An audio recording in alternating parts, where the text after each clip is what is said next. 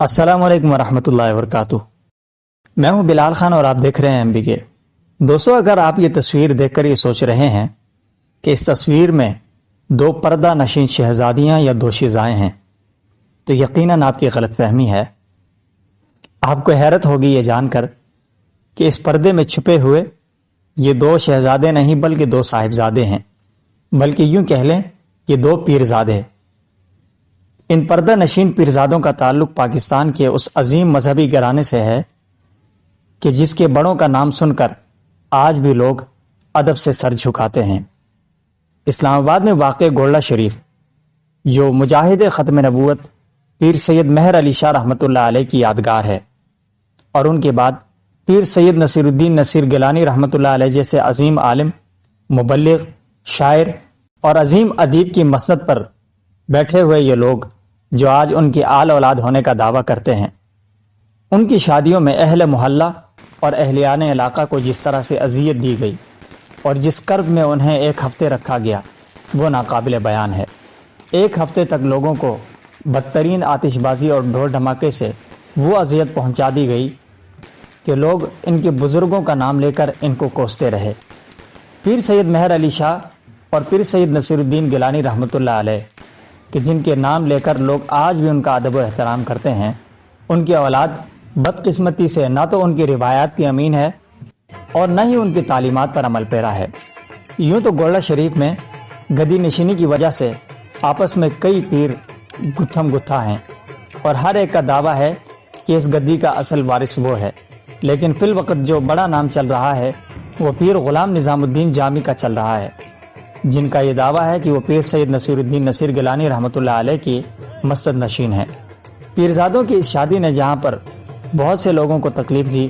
وہاں پر یہ بھی ثابت کیا کہ پاکستان کے اندر شاہانہ مزاجی اب بھی پائی جاتی ہے، مگر وہ ان درباروں میں اور ان گدیوں میں پائی جاتی ہے کہ جہاں پر بیٹھنے والے بزرگوں کا کام ہی لوگوں کو اللہ کی طرف بلانا ہوتا تھا۔ فقر و فاقہ میں بھی اللہ کا شکر ادا کر کے، ایک وقت کا کھانا بھی اگر میسر ہوتا تو اللہ کا شکر ادا کر کے فقر و فاقے میں زندگی گزار کر لوگوں کو دین سے جوڑنا ہوتا تھا۔ مگر آج مزاروں اور درباروں پر قابض ان لوگوں کی شاخرچیاں، ان کی عیاشیاں دیکھ کر انسان کی عقل دنگ رہ جاتی ہے۔ وہی شاہانہ مزاج، وہی شاہی شادیاں اور وہی رسومات جو ہم کتابوں میں پڑھا کرتے تھے کہ سلطنت مغلیہ میں اس طرح کی عیاشیاں ہوا کرتی تھیں، اگر آج وہ آپ دیکھنا چاہتے ہیں تو آپ یا سیاستدانوں کے گھروں میں دیکھ سکتے ہیں یا پھر آپ ان درباروں اور مزاروں پر قابض پیروں کے گھرانوں میں۔ یوں تو عجیب مصیبت پاکستان میں یہ ہے کہ ہر پیر کے بیٹے کو پیر سمجھا جاتا ہے،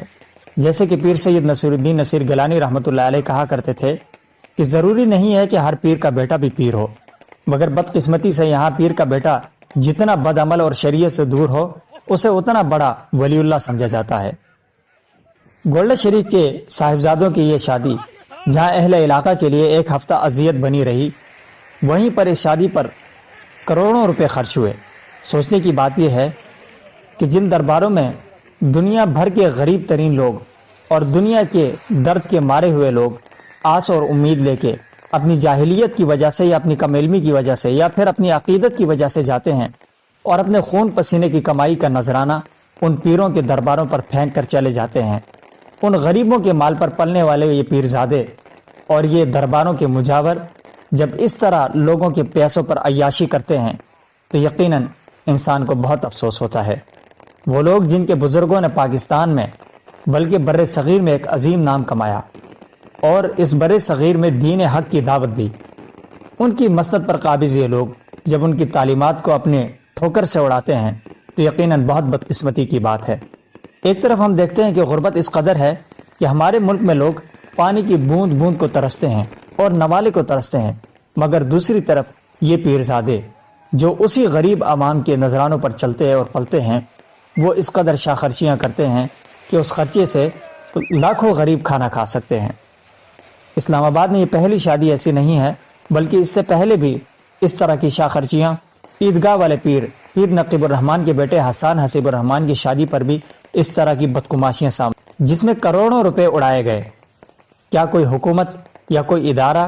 یا کوئی ایسی اتھارٹی ہے جو ان سے پوچھ سکے کہ آپ غریب عوام کا اتنا پیسہ کس طرح لٹا رہے ہیں؟ کیوں آپ غریبوں کی جیبوں میں دونوں ہاتھ ڈال کر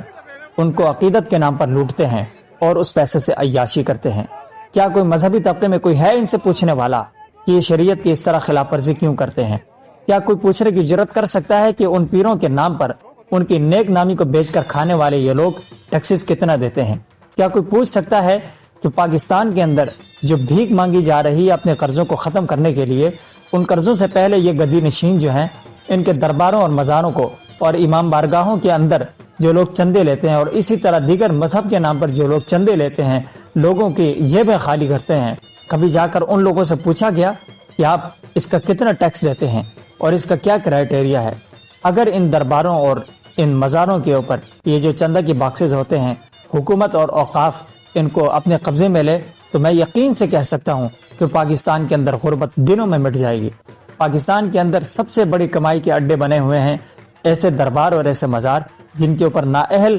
اور نالائق لوگ قابض ہیں، جو نہ اولیاء اللہ کی تعلیمات سے واقف ہوتے ہیں اور نہ ہی ان کے مشن پر چلنا چاہتے ہیں، بلکہ ڈھول دھماکے اور دھمالیں ڈال کر نشیوں کا ایک مرکز بنایا ہوتا ہے۔ اس لیے خدا کے لیے میری حکومت اور مذہبی حلقے دونوں سے گزارش ہے کہ اس طرح کے گدی نشینوں کے بارے میں کوئی ایک واضح پالیسی بنائی جائے کہ جہاں پر لوگ ان کے پاس اپنی عقیدتیں لے کر جاتے ہیں، اپنا درد اور اپنا درمان لے کے جاتے ہیں، وہاں سے ان کو لوٹ کر اس طرح عیاشیاں کی جاتی ہیں کہ جس سے انسانیت بھی شرما جاتی ہے۔